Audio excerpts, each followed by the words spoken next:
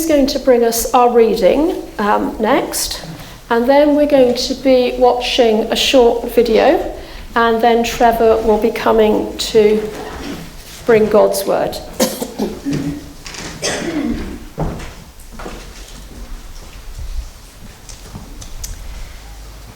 So this reading follows on from the passage we read last week, where Nebuchadnezzar set up a huge idol and said that everyone must bow down to it. And Shadrach, Meshach and Abednego, who were followers of the Lord God, refused. King Nebuchadnezzar said, "I'm going to chuck you in the fiery furnace." And they said, "Well, God can save us if he wants to, but if he doesn't, we will still worship our God." So from verse 19. Then Nebuchadnezzar was furious with Shadrach, Meshach and Abednego, and his attitude towards them changed.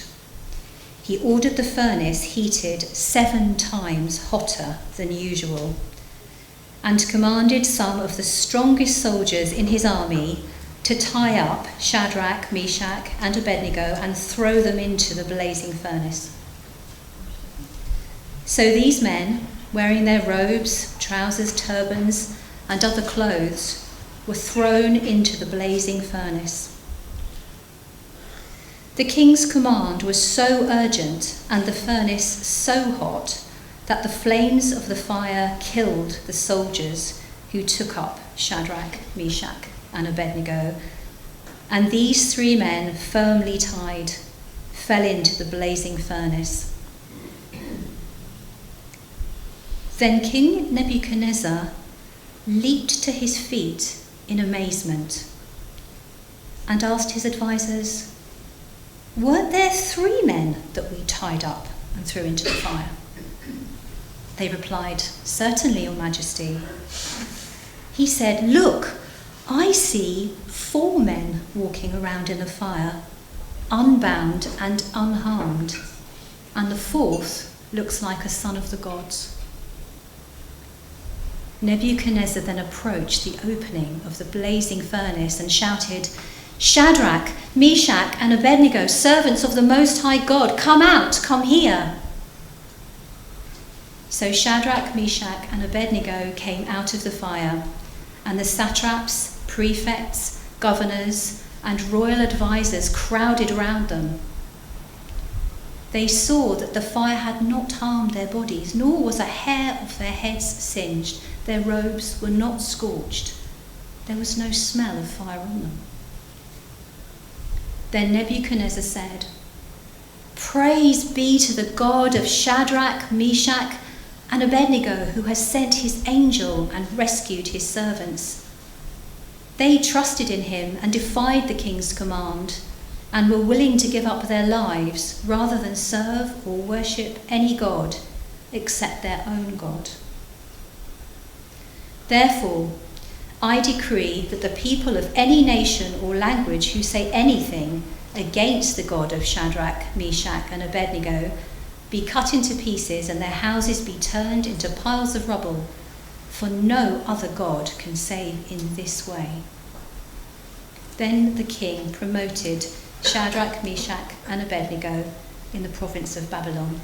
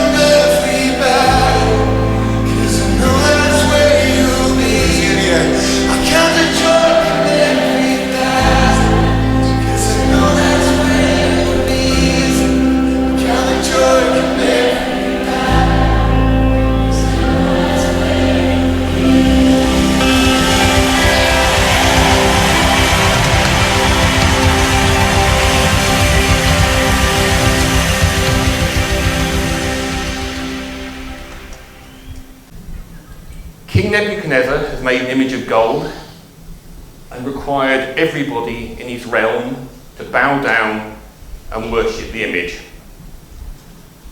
The three Jews, Shadrach, Meshach, and Abednego, worshippers of the true God, disobey the command and are grasped up to the king. He is furious and summons them to appear before him. I don't like gangster movies. To be honest, I've never seen the Godfather films, and I have no desire to do so. But even I know Marlon Brando's famous line from the franchise, "I'm going to make him an offer he can't refuse." You will do this, or you will face the consequences. Everybody involved understands that.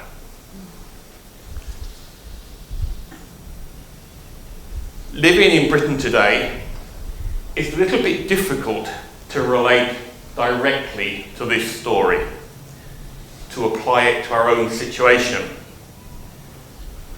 To be honest, we don't expect and we don't endure physical retribution for being Christians. We don't. But even in today's world, that isn't true for all believers. Brothers and sisters in the body of Christ, in China, in North Korea, throughout the Middle East, in parts of Africa, are living with the threat on a daily basis. Conform or face the consequences. For them, the pressure to abandon or significantly dilute their Christian faith and witness is very far from being an Old Testament story. We're truly blessed to live in a country where we have no physical threat from the state to our life and liberty. But that doesn't mean that no threat exists, just that it's more subtle. I understand there's been a call within the Baptist Union recently for a return to the Bible, to the truth of Scripture. That's encouraging. But there wouldn't be a call for a return to scriptural principles without there being a sense that the church has drifted or stagnated to some extent. You have your own view on that, but I do understand how it could happen. We live in a secular country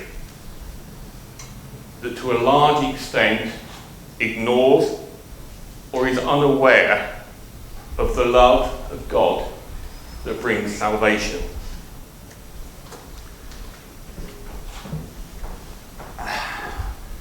Somebody did bring the water. He's going to stay in my hand, I think. We want to be relevant and relatable. Who wants to be irrelevant and unrelatable? The pressure is there to adapt to and to adopt the standards, the principles, and the morality of the secular world around us. So easy to say that. But the secular world around us isn't made up of strangers. The secular world around us is our family members. It's our friends. It's our neighbours. It's our work colleagues. It's people we like. It's people we love. It's people we don't want to be estranged from. People we want to be able to have a close enough relationship with to speak to about Christ. And if we put distance between us and them, how are we going to do that? That's a pressure that we can all too readily understand. We're continually told we need to be more relatable, we need to be more flexible. And flexible is such a warm, reassuring and comforting word, to be a flexible person. It's not nice to be thought of as rigid, is it?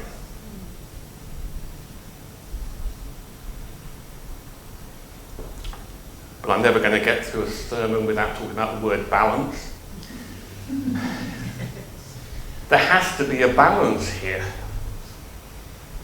Romans 12 verse 2 says, "Do not conform to the pattern of this world, but be transformed by the renewing of your mind. Then you'll be able to test and approve what God's will is, God's pleasing and perfect will." Do not conform to the pattern of this world.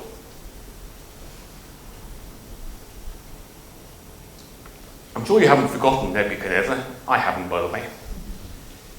His threat to Shadrach, Meshach and Abednego mirrors every threat, overt or implied, and every challenge that believers have faced throughout the generations, which is why it remains relevant.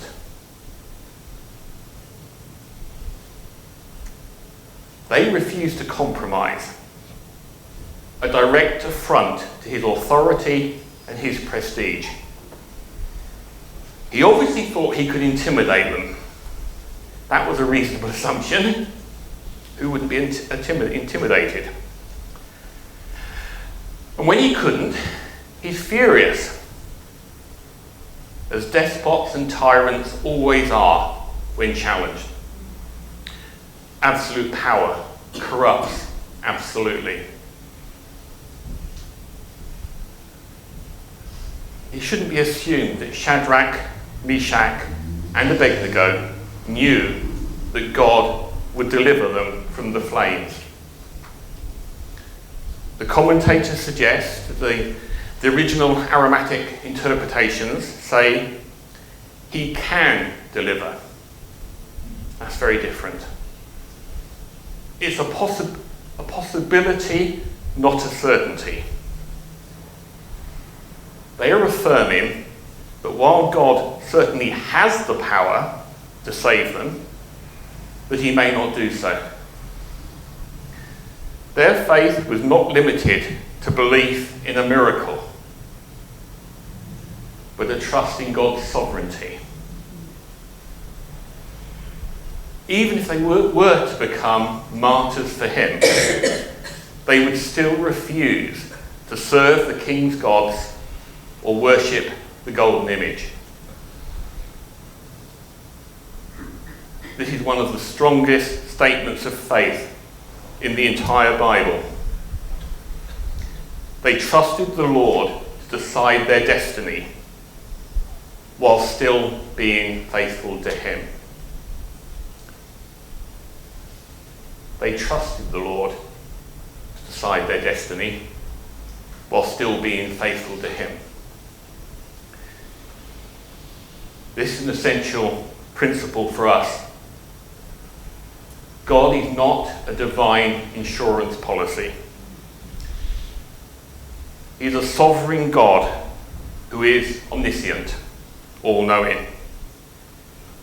He knows everything that was, everything that is, and everything that will be. We've just completed our series in Romans. Romans 8 verse 28 says this: "And we know that in all things God works for the good of those who love him, who have been called according to his purpose." It does not say only good things happen to those who love God that have been called according to his purpose. You don't need me to tell you that life can be very difficult sometimes. You've lived a life and you have your own story to tell. And if somebody tried to tell you that there is some technique or approach or philosophy for life that would enable you to avoid conflict, to avoid pain, to avoid suffering, to avoid sorrow, you would know they were lying. God is not a liar. His word tells us that whatever happens in our life, he is working it out for our eventual good and for our eternal salvation. I want to read again from Romans, where we've just been recently. Romans 5, 1 to 5. "Therefore, since we've been justified through faith, we have peace with God through our Lord Jesus Christ, through whom we have gained access by faith into this grace in which we now stand. And we boast in the hope of the glory of God. Not only so, but we also glory in our sufferings, because we know that suffering produces perseverance. Perseverance, character, and character, hope. And hope does not put us to shame, because God's love has been poured out in our hearts through the Holy Spirit who has been given to us."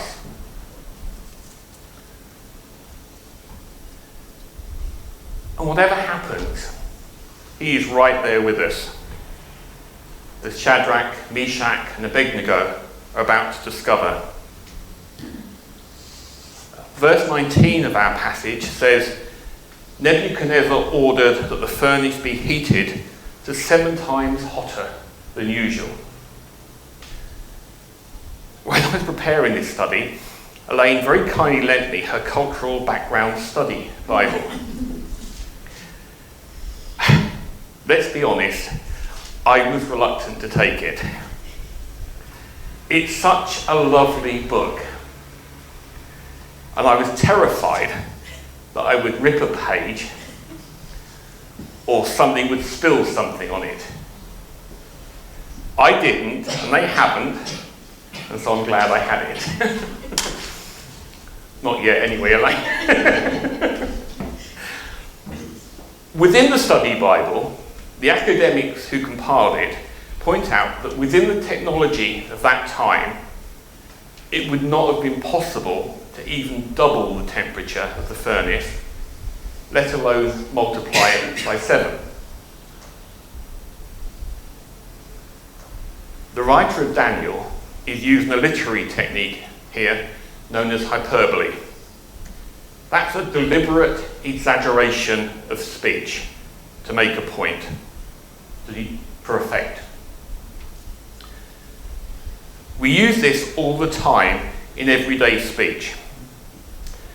Once somebody tells you that they have a million things to do today, they don't literally mean that they have a million things to do today. You wouldn't say to them, just, could you write it down for us? Obviously, they can't possibly have a million things to do today. It's a physical impossibility. And you don't think that they mean that. You don't think they're lying. They're just emphasising they are very, very busy. And that's what the writer is doing here. He just wants us to understand that the furnace was very, very hot. I'm not just being pedantic here. Old Testament writers use hyperbole a fair amount to emphasise key points. It helps to know that in our interpretations. One of the criticisms levelled at Scripture is that it contains significant factual inaccuracies, which they believe undermines its credibility. I don't accept that. All Scripture is God-breathed, 2 Timothy 3:16. It doesn't honour God to try to wish away verses that we find uncomfortable or inconvenient. But neither do we need to look for problems that don't exist, like here. The writer wants to emphasise how hot the furnace is. So hot that the flames of the fire killed the soldiers, detailed to throw the 3 men into the furnace, no doubt asphyxiated. All this detail is to point to one fact the reader needs to fully understand. Nobody is surviving this. Under any natural circumstances whatsoever, it is unsurvivable.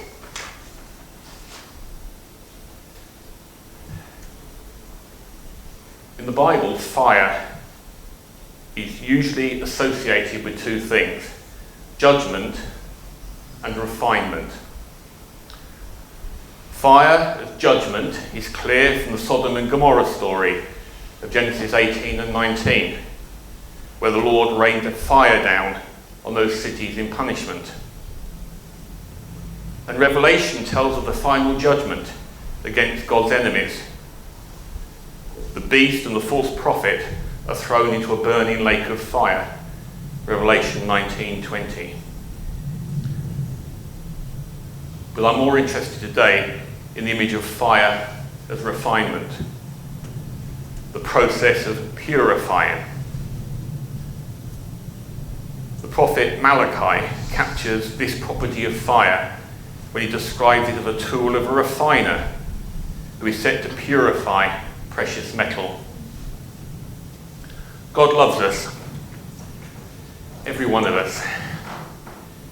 He loves us to such an extent that he gave his one and only Son, that whoever believes in him shall not perish but have eternal life. John 3:16, obviously. We are so precious to him, is the image of Malachi 3 of being precious metal, that the result of the refining fire in this case isn't judgment. It's to produce a people who are the very best version of ourselves that we are able to be. People whose very life is a pleasing sacrifice to the Lord. A living sacrifice, because we will never have to make the ultimate sacrifice, the sin.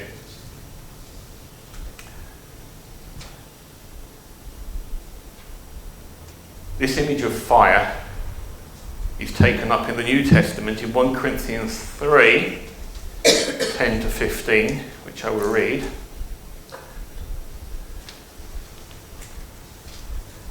Corinthians 3, 10 to 15. By the grace God has given me, I laid a foundation as a wise builder, and someone else is building on it. But each one should build with care, for no one can lay any foundation other than the one already laid, which is Jesus Christ.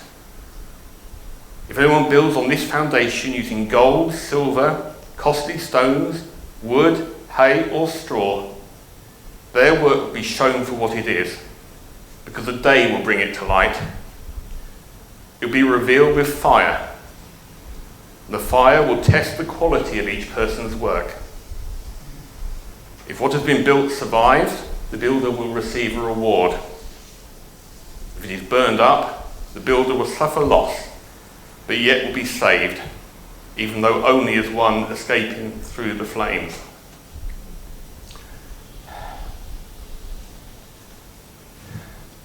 Fire tests the work of the builder. Work built on a sure foundation will withstand the fire, and a reward will be given. Work built on an unsure foundation will simply be burned up in the fire. And the foundation on which we build is, of course, Christ.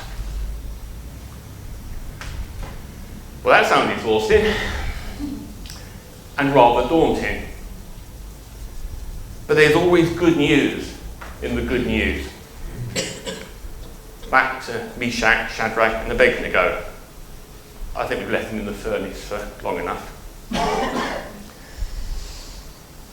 Nebuchadnezzar is amazed as he observes what he confidently believes will be his death sentence being carried out. But of course, no such thing happens. 3 men are thrown into the furnace. 4 are seen walking around in the fire, unbound and unharmed. I was taught in my youth that this 4th man was a pre-incarnate visitation by Christ. In the interest of accuracy, who this 4th man is never explicitly identified. I don't think it matters. He may well have been an angel. To Nebuchadnezzar, he looked like a son of the gods.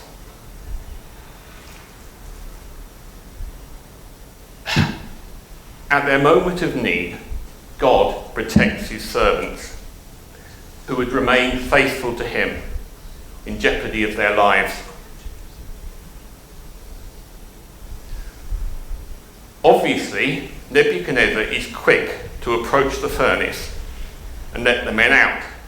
Yeah, I'd be pretty quick to get them out as well in those circumstances. Notice the dramatic shift in Nebuchadnezzar's demeanour. In verse 15 he is saying, "What God will be able to rescue you from my hand?" In verse 26 he is saying, "Servants of the Most High God, come out." He's pretty shaken up, to be honest. And no doubt wondering what the implications are for him. Shadrach, Meshach and Abednego come out of the furnace, and the full extent of the miracle is clear. The fire had not harmed their bodies, nor was a hair of their heads singed. Their robes were not scorched, and there was no smell of fire on them. They had accepted the wrath of the king in order to remain steadfast in loyalty to God. And now they have experienced the wonderful favour of God. Nebuchadnezzar had the good sense to understand, at least in part, what has transpired here. He praises the God of Shadrach, Meshach and Abednego, acknowledges the miraculous intervention of God, and praises their trust in the Lord.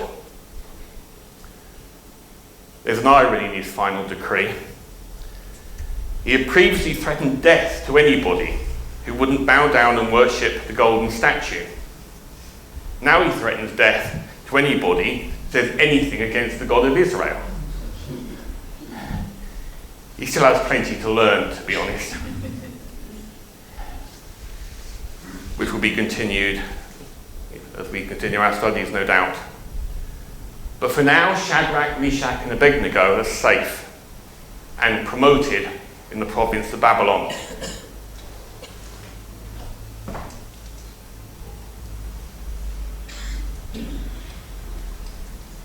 So what can we take away from this morning's passage? We have already noted that life can be pretty difficult sometimes, and that is unavoidable. It's the reality of existence. From Romans 5, we learn that while suffering is never pleasant, it is in suffering that we develop perseverance. You know, I suspect you've found in your own Christian walk, you've learnt more about God and about yourself in the difficult times than in the times of ease. And as our character develops, as we seek to become more like Christ, so our hope, which is in him, also increases and matures.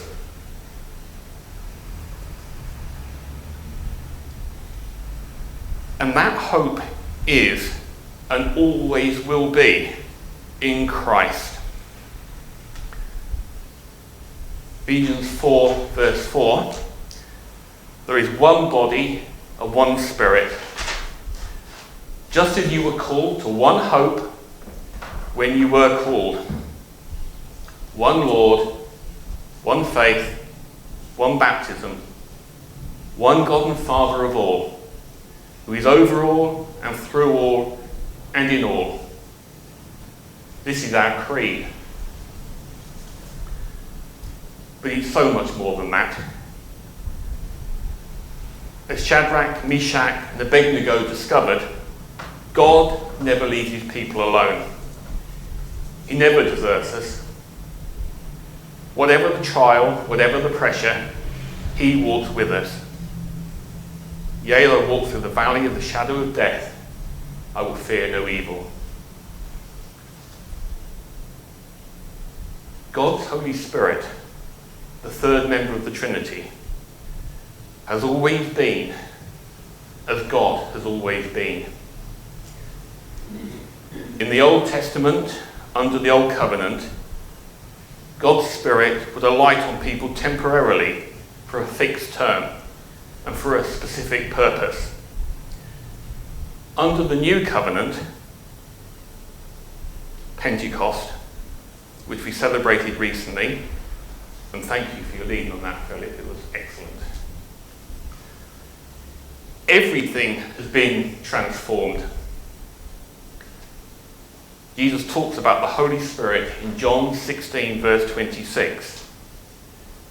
When the Advocate, or in the King James Version, Helper, comes, whom I will send to you from the Father, the Spirit of truth who goes out from the Father, he will testify about me.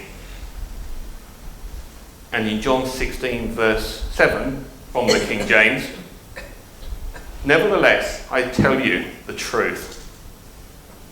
It is to your advantage that I go away. For if I do not go away, the Helper will not come to you. And if I depart, I will send him to you. I switched to the King James because I think Helper is clearer to understand than Advocate. Believers have within us the indwelling Holy Spirit. We are never isolated. Whatever we are facing in our lives, God walks with us.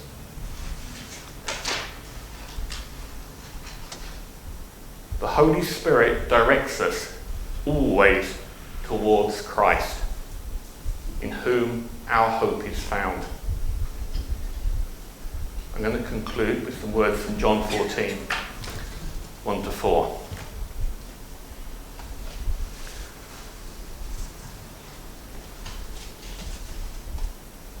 Do not let your hearts be troubled. You believe in God, believe also in me. My Father's house has many rooms. If that were not so, would I have told you that I'm going there to prepare a place for you? And if I go and prepare a place for you, I will come back and take you to be with me, that you may also be where I am. You know the way to the place where I'm going. And we do know the way to God through Christ. Amen.